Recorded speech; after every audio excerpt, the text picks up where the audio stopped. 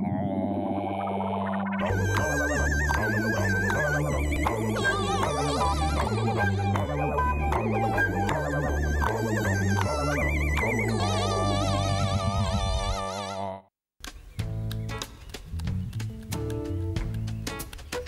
Ouch! Ouch! My head! Don't blame me. Blame gravity. The old apple on the head trick. One of the greatest moments in the whole history of science. I remember it well. The story goes that Isaac Newton was sitting around under an apple tree when he got this really big idea about gravity. And what exactly is gravity? Cosmic furballs, lads. Gravity is only the most famous force in nature. It's the one thing that holds us all to the earth.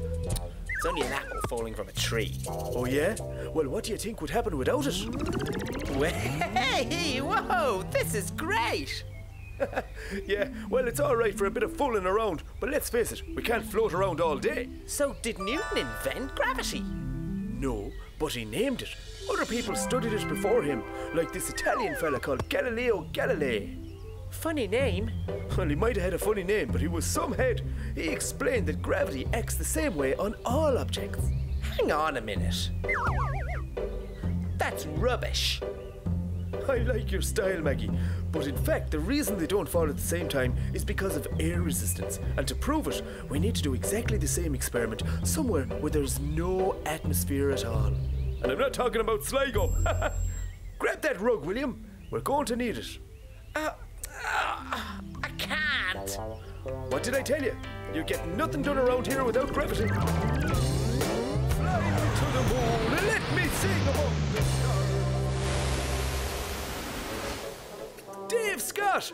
The very man! We just popped up to do a little experiment on the old gravity. Just in time, guys. I was just about to do that very experiment myself. Come on, Dave. You were playing golf. Yeah, well, that's his maybe. Okay, which of these are gonna fall first? The hammer or the feather? Too easy. The hammer, of course. You reckon? Huh? Looks like old Galileo was right. Gravity acts equally on all objects. So it's the air that slows down the feather back on Earth? You betcha. So, then our friend Isaac Newton's big discovery was that the force that makes the apple fall to the ground on Earth is the same force that keeps the planets in position. Not bad, I suppose. Not bad! It's amazing! But though they figured out what it did, neither Galileo nor Newton had the slightest idea how it worked. To get the answer to that, we needed a very special man indeed. A good friend of mine, actually. Who? Who? The one and the only Albert Einstein! Welcome to Albert Einstein's universe. This is the beginning of his very famous theory of general relativity. His what of what? Okay, let's keep it simple. This rug represents what scientists call the fabric of space and time, or space-time. I bet Mum didn't know that when she bought it. Now, with nothing in it, it's flat. But now we're going to add the heaviest thing in our solar system. The sun! Now, William, what's going to happen when you pop that super heavy sun into the middle of this rug? It's going to make a huge dent. Fantastic! Now, Maggie, roll the Earth over here. Because the Earth is so much lighter than the sun, it'll roll around the dent made by the sun. Does that make a dent as well? Of course it does. Up the moon over there and we'll see what happens.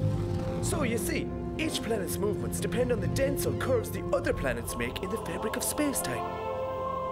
Well, what do you think about that, lads? Wow, amazing. I see. What's going on out there?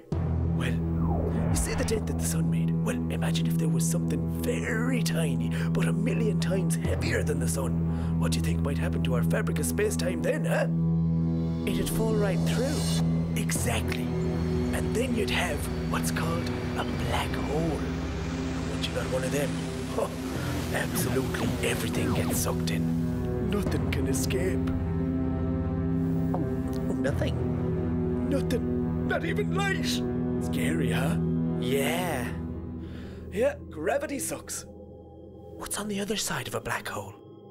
Oh, good question. Nobody really knows, but for all we know, there may be a very handsome and intelligent cat talking to two curious kids just like yous two.